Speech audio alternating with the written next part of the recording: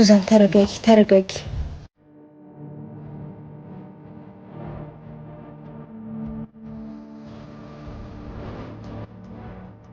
ሳምሪ ልደቷን ጠራች።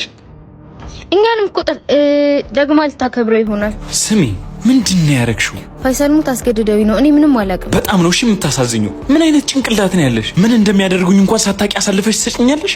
ፋየ ይቅርታ በእናትህ። እኔ እኮ እንደዛ የሚያደርጉ አልመሰለኝም ነበር። እኔ እንዴት እንደማፈቅርሽ ለመንገር ሳስብ፣ አንቺ ግን ከነሱ ጋር እኔ እንዴት እንደምታጠፊ ነበር የምታስቢው። አፈቅርሻለሁ ነው ያልከው?